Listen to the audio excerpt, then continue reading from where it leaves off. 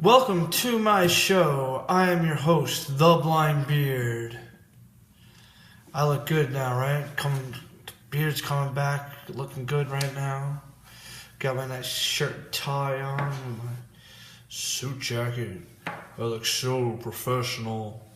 I had an interview today. It was pretty good. That's all I gotta say. Hopefully, I wind up getting the job. I'll let you know what the status is of that later on. I am kind of hoping I can get a job one of these days. Graduating college soon, so yeah, awesome, right? I know you guys want to hear woohoo out of me, but not gonna get one today.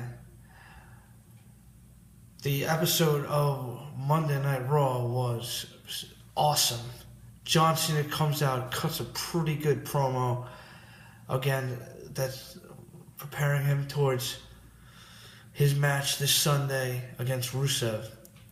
Rusev is not going to kick John Cena's ass. I mean, hopefully he doesn't.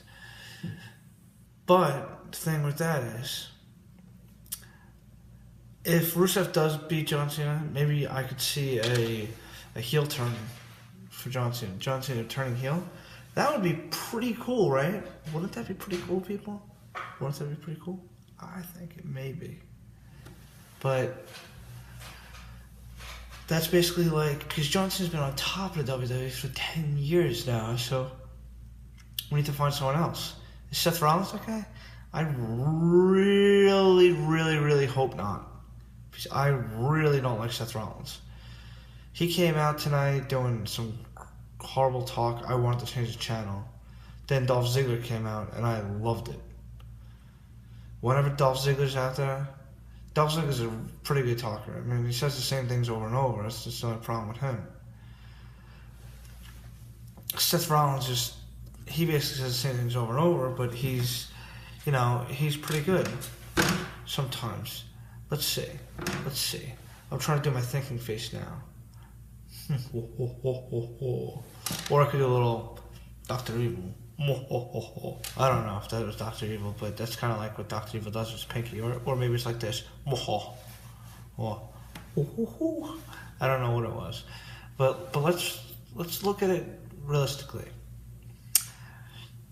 The match with Dolph Ziggler and Seth Rollins tonight was cool. That's all I'm gonna say. It was really a really good match. It was a super good match, I have to say. Probably a really good technical, like a really good, not necessarily technical, because I would say Bryan's more of a technical wrestler, but I guess you could say technical. These guys were both really good. These guys were really good. That was the thing with these two. Unfortunately, the match had to be interrupted by J&J, and while J&J were trying to put the beat down on Dolph Ziggler, we had Eric Rowan and Ryback come out to defend Dolph Ziggler, and they kind of kicked J&J and Seth Rollins out of the ring, kicked their butt a little bit, which was awesome. When a little bit later on, way before this event happened, we had to see Triple H get angry with Big Show and Kane, which is so funny. It's so funny to see Triple H get mad at a member of his own group. Bray Wyatt's promos. Bray Wyatt cut a promo tonight.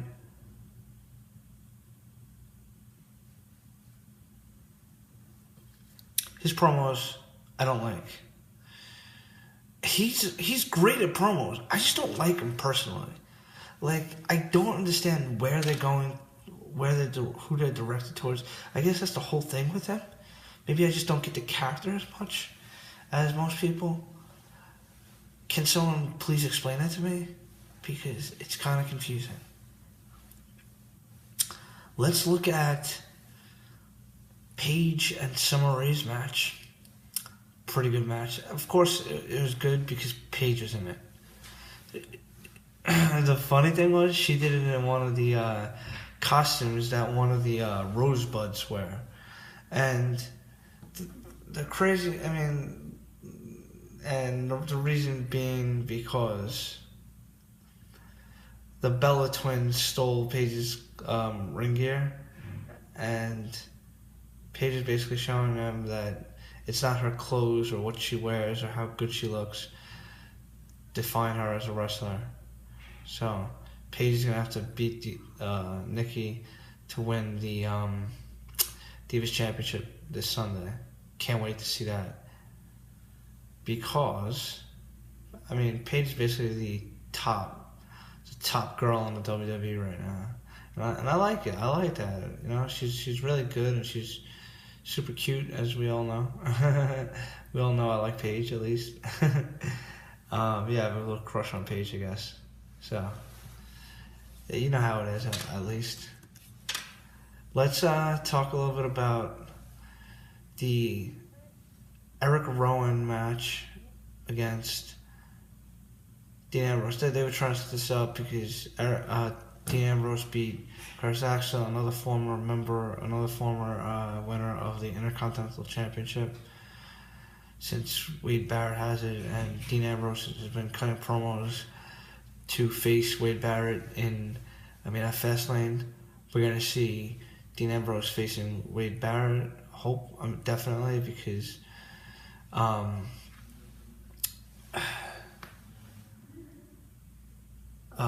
Dean forced Wade to sign the contract for this match. That was cool. On the Harper match with Dean Ambrose was really cool because of Dean's ability to make any match that he's in great. That's just how he is. It's awesome how he is. And that's something I really respect about him and really like about him. He just takes that lunatic thing to a new level and just wins. Like I really think it's cool. Like how when he goes back into the ropes, how he just comes right back and kind of just knocks the person down. His moves are just completely. You just never know what's coming next with him. Like that. That's why I really like watching him. It's amazing. I'd rather watch him more than anyone else anymore, because like don't get me wrong, John Cena's my favorite, but watching Dean Ambrose, he might be one of my new favorites. Dean Ambrose, Daniel Bryan. I mean, as top talents, Dean Ambrose is one of them. Has to be. When we saw the final match tonight, let me also tell you, Dusty Rhodes returned. It was stupid because they really didn't do anything good with him. They were trying to get him to solve the issues with the Dust family of Cody acting like a crazy man, like he's been, I guess, already. We'll see what actually happens with that.